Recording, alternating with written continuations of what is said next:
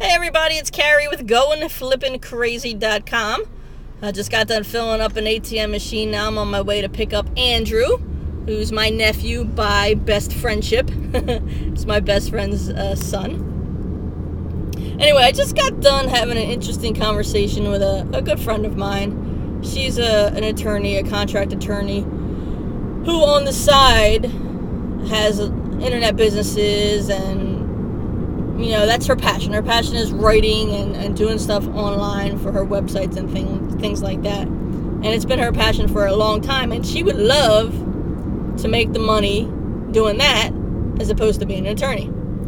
And the reason I'm telling you this story is because I think this can apply to a lot of us. We know what we want. We know how to get there, in a sense. We know the actions we need to take to get there, but sometimes we just don't do it. And I think for her, I know, and for a lot of people, I bet, it's because we're comfortable. Horrible word, right? Comfortable. You think it's a great word, but it's a sucky word. We're comfortable with, like, if she has a full-time job, makes 6 figures a year. So she's comfortable getting that paycheck. So when she looks at her tasks that she has to do for her online business, she says, I could do them tomorrow or the next day. She's comfortable putting them off because she's still going to get that paycheck. Now, granted, I'm not telling anybody to just go out and quit their job. That's not what this is about. But I had some ideas for her because she said that, she writes them down as tasks to do. And I told her, what you should probably do is, and I'm speaking for everybody here, including myself, is what we probably should do is not really call them tasks, but call them goals.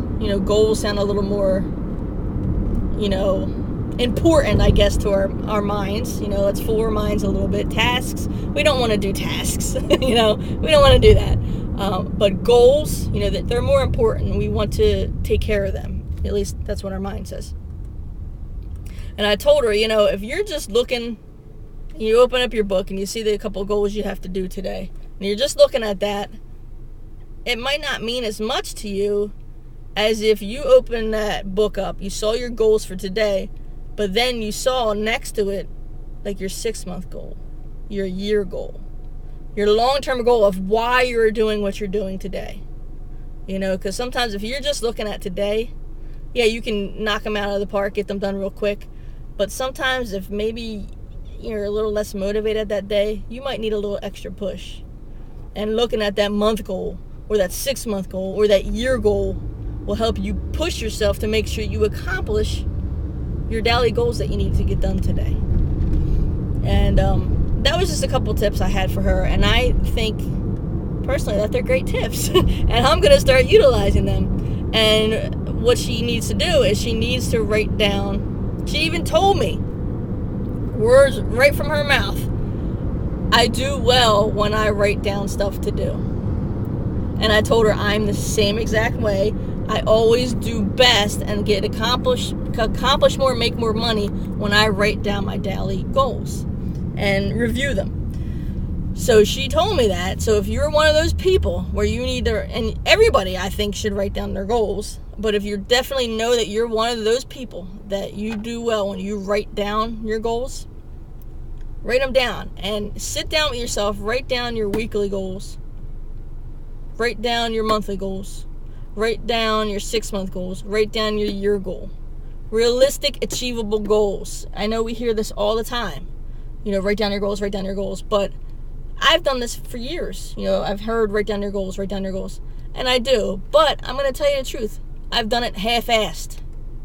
I've never been completely 100% honest with myself, and that's the only person you need to be honest with is yourself.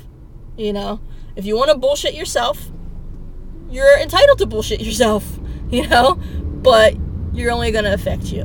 You're only going to hurt you. So my point to her was, and to you and to me, is be honest with yourself. Write down realistic, achievable goals for yourself in a week, a month, 6 months, and a year. And you know what? For right now, I wouldn't even say go further than that. Just do that for now, till you start getting the hang of doing things and getting stuff accomplished and feeling good about it. And then have those on a sheet of paper nearby those daily goals.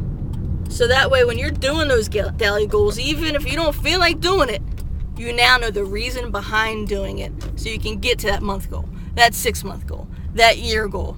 And yeah, I know, it all makes sense, right? It all makes sense in our minds, but why don't we do it? Well, let's start doing it. And if you guys have any other tips of how to better make ourselves do our goals, because as I tell Brandon all the time, Kathy's 18-year-old son, knowledge is nothing without action. Action is what, gives us money, gets us results, gets us where we want to go. Knowledge doesn't, so let's brainstorm. If you guys have any ideas for me or for my friend, write them below.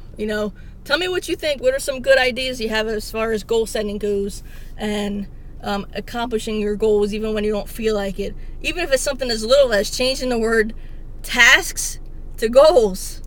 I mean, that's little, but it could be could have a huge impact on your mind. All right, once again, this is Carrie with goingtheflippingcrazy.com. I apologize for that little rant, but I think it was worthwhile. It at least made sense to me, and I think it'll help me. Hopefully it helps one more person out there too. Thanks. Have a great day. Bye.